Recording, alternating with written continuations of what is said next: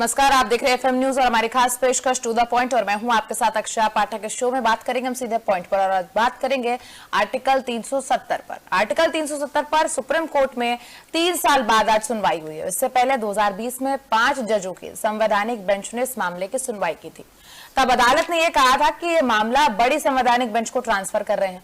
11 जुलाई को इस मामले को लेकर चीफ जस्टिस डीवाई चंद्रचूड़ की अगुवाई वाली बेंच ने अलग अलग पार्टियों के लिए लिखित याचिका दाखिल करने के लिए 27 जुलाई की डेडलाइन तय की थी।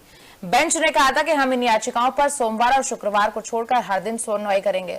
अब कोर्ट में 3 साल बाद सुनवाई हुई और बात करेंगे आज आर्टिकल 370 पर। पैनल पर गेस्ट जुड़ गए हैं डिस्कशन के लिए कि आर्टिकल 370 पर जो सुनवाई हुई उसके बाद अब क्या कुछ होगा। तमाम विपक्ष और पक्ष की तरफ से अलग अलग बयान आए हैं। हमारे साथ पैनल में नीलोफर मसूद जी हैं जो एनसी से हैं, प्रवक्ता हैं, नेशनल कॉन्फ्रेंस से प्रवक्ता हैं। हमारे साथ अनिल गोयल जी हैं, बीजेपी प्रवक्ता हैं। तो सबसे पहला सवाल है अनिल जी, क्योंकि आप लोग सत्ता पक्ष में, क्या लग रहा है आपको आर्टिकल 370 पर अब सुनवाई हुई है 3 साल के बाद, सुप्रीम कोर्ट ने सुनवाई करी है, तमाम तरीके के सवाल जवाब हुए, आपको क्या लगता है 370 के बाद से हालात सुधरे हैं या और बिगड़ गए? अनिल जी, अनिल जी,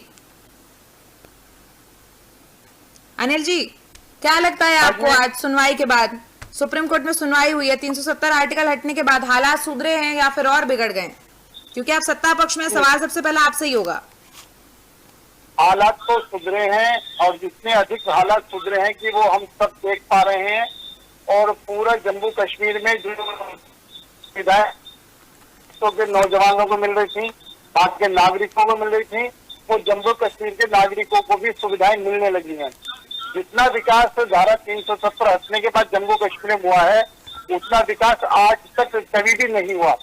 निश्चित तौर पर वहाँ की जो जनता है वो इससे खुश है और वो भारत के साथ जुड़ करके और अपने जम्मू कश्मीर को और अधिक डेवलपमेंट करना चाहती है। ठीक है अनिल जी, आप विकास की बात कर रहे हैं। अनिल जी, आप विकास की बात कर रहे हैं, क्या विकास हुआ है वहाँ पर? अगर आप वहाँ की जनता के बीच में जाके देखेंगे ना तो वहाँ डर और खौफ का माहौल है, रोजगारी के लिए लोग तरस रहे हैं और आप कह रहे हैं कि हालात बहुत अच्छे हैं।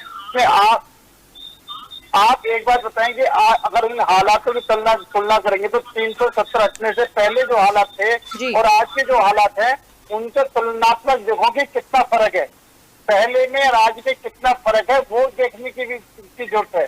पहले से बहुत ज्यादा खराब हालात है, उसमें कितना अधिक सुधार हुआ है और उस सुधार को ये राजनीतिक पार्टियां अपने चश्मे से देख रही हैं। वहाँ की जनता पूरी तरीके से खुशहाल है और जनता खुश है।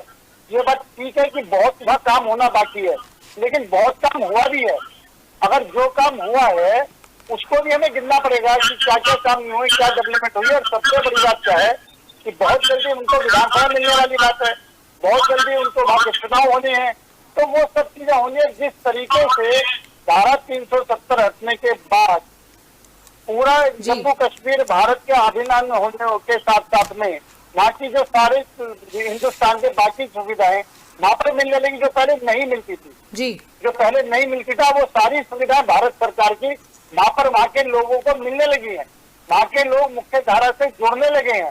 तो निश्चित तौर पर ये जो डेवलपमेंट हो रही है और ये लोग जो वहाँ के में खुशहाल का माहौल बन रहा है, विपक्षी दल इससे बेचैन है और विपक्षी दल इस बेचैनी से अपनी राजनीतिक रोटियां सेकने के लिए वो अपनी तरफ से आरोप प्रत्यारोप लगा रहे हैं। ठीक है अनिल जी, आपने क्योंकि विकास की, अनिल जी आपने क्योंकि विकास की बात करी। अनिल जी, जिस तरीके से कहा गया है कि दोहरा चरित्र दोहरी नीति जो है सत्ता पक्ष अपना रहा है, और उसके साथ ही एक सवाल आपसे और है कि लगातार कहा जा रहा है कि संवैधानिक और असंवैधानिक, आपको क्या लगता है जो निर्णय था रातों रात एक फैसला हो गया और सीधे सरकार ने कह दिया ये हम कर रहे हैं 5 अगस्त 2019, क्या लगता है आपको, संवैधानिक था असंवैधानिक था?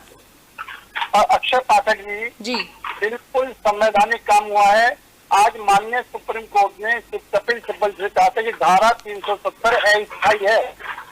जो अस्थायी धारा है वो कभी ना कभी खत्म होनी थी। इसका जवाब माननीय कपिल सिब्बल जी संतोषजनक नहीं दे पाए जी। अगर हम संविधान की बात करेंगे तो संविधान के दायरे से बाहर कोई भी सरकार काम नहीं कर सकती जी। दूसरी बात, अभी मेरे साथी कह रहे थे चुनाव होने की प्रक्रिया जारी है, चाहे परिसीमन का मामला हो, चाहे अभी 3 सीट जो उन्होंने आरक्षित करी है उसका अध्यादेश सारे वो मामला हो, या जो भी सारे मामले हैं, चुनाव वहाँ पर कैसे हो, चुनाव प्रक्रिया वहाँ पर जारी है। और निश्चित तौर पर वहाँ का जो डेवलपमेंट हुआ है और आज वो वहाँ के सभी लोग भारत के सभी लोगों से जुड़े हैं। पहले क्या होता था, जम्मू कश्मीर में के लोग भारत से कटे महसूस करते थे, आज जम्मू कश्मीर के लोग भारत से जुड़ा हुआ महसूस कर रहे हैं। आज तो पीओके के लोग भी चाहते हैं कि हम भारत से जुड़े। निश्चित तौर पर जिस तरीके से वहां पर डेवलपमेंट हुई है, और आप, मैं अक्षय जी बिल्कुल आपकी बात से सहमत हूँ कि हमारा काम है जनता को खुश करना, हमारा काम है जनता की आवश्यकताओं को पूर्ति करना, हमारा काम है क्षेत्र का विकास करना, और उन सब मामले में जम्मू कश्मीर में बहुत तेजी से ये सब हुआ है। और माननीय सुप्रीम कोर्ट भी ये सब बात देख रही है कि जिस तरीके से 370 हटने के बाद में जम्मू कश्मीर भारत की मुख्य धारा से जुड़ा है, वहाँ के लोगों में खुशहाली आई है, वो निश्चित तौर पर देश के लिए भी, जम्मू कश्मीर के लिए भी बहुत हित की बात है। और निश्चित ये धारा 370 टेम्परेरी थी, इसको हटना ही था, और ये 370 जो चीज जितनी जल्दी हट जाए उतना विकास का डेवलपमेंट होता था, उसका विकास हो रहा है। इसके अंदर कहीं से कहीं पर भी असंवैधानिक बात नहीं है। हाँ, ये जरूर है कि अपनी राजनीतिक रोटियां सेकने के लिए इसको असंवैधानिक कह रहे हैं। असंवैधानिक कोई भी चुनी हुई सरकार कोई भी असंवैधानिक काम नहीं कर सकती, जो कर सकती है उसी को करती है, जो नहीं कर सकती वो कभी नहीं करती। ठीक है, ठीक। अनिल जी, तमाम तरीके के आरोप लग रहे हैं, क्या लोगों का यही कहना है कि 370 लगा के जनता को वहां की बेवकूफ बना दिया गया और तमाम तरीके की चीजें थी वो नहीं मिली? आपने लगा तो दी 370, क्या उसके बाद आपने वहां के हालात जानने की कोशिश करी कि 370 के बाद कहाँ कहाँ नुकसान हुआ है और इसे क्यों हटाने की मांग करी जा रही है, क्यों याचिकाएं लग रही हैं? क्या आपने ये जानने की भी कोशिश करी थी इसके बाद? अच्छा पाठक जी, निश्चित तौर पर आप ये बात देखें कि इस बार ताजिया कितने साल बाद वहां पर ताजिया निकला है जी, 32 साल बाद वहां पर ताजिया निकला है। वो वहाँ की खुशहाली का और वहाँ की शांति प्रियता का सबूत है कि वहाँ के लोग मिलजुल करके रहना चाहते हैं। और उसके अंदर माननीय राज्यपाल जी हमारे सिन्हा जी उसके अंदर बाकायदे शामिल हुए थे। अब निश्चित तौर पर जब कोर्ट के अंदर बात चल रही थी तो कोर्ट में संविधान सभा का जिक्र आया था। संविधान सभा जो है जो बहुत पहले ही खत्म हो चुकी है, तो इसलिए उसका अस्तित्व खत्म हो गया, तो उसका भी कपिल सिब्बल के जवाब नहीं दे पाए थे कि भाई अब उसके बाद में क्या होगा। माननीय सुप्रीम कोर्ट ने जो बातें इनसे करी हैं उसमें बहुत सी बातों का माननीय कपिल सिब्बल जी पूरी तरीके से जवाब नहीं दे पाए हैं। और निश्चित तौर पर विषय कोर्ट में चल रहा है, कोर्ट ने क्या कहा, कपिल सिब्बल जी ने क्या कहा, सरकार के वकील ने क्या कहा, सरकार ने क्या कहा, ये एक लंबी बहस का मुद्दा चल जाएगा। लेकिन आप एक बात बताएं, चाहे कोर्ट हो चाहे सरकारें हो, सबका एकमात्र उद्देश्य होता है कि जनता की खुशहाली को बहाल करना, वहाँ पर शांति व्यवस्था को बहाल करना, वहाँ पर पत्थरबाज जो है या आतंकवादी घटनाएं उनको खत्म करना या कम करना। उन सब मामलों में हमको सफलता मिली है और निश्चित तौर पर जम्मू कश्मीर के अंदर शांति स्थापित हुई है। और ये बार बार चुनाव की बात कर रहे हैं, तो हम चुनावी प्रक्रिया उसी दिन से हमने चालू करी है। इसके बाद में आप ये देखें परिसीमन हुआ है, सीटों का जो परिसीमन हुआ है और सब चीजों को ठीक तरीके से व्यवस्थित करने की प्रक्रिया, एक तरफ डेवलपमेंट की प्रक्रिया जारी है, एक तरफ सब चीजों को ठीक करने की प्रक्रिया जारी है, दूसरी तरफ चुनाव हो उसकी प्रक्रिया भी जारी है। लेकिन जम्मू कश्मीर को किसी एक परिवार या किसी दो परिवार की झोली में नहीं डाला जा सकता। जब भी जम्मू कश्मीर वहाँ की जनता के लिए है, वहाँ के लिए और उनकी जनता के हितों की रक्षा करते हुए वहाँ का हमें विकास करना है। वो हमारे सिर का मुकुट, हमारे सिर का ताज है और उस ताज को भी खुशहाल बनाना है जो अभी तक उसका बदार हुआ था।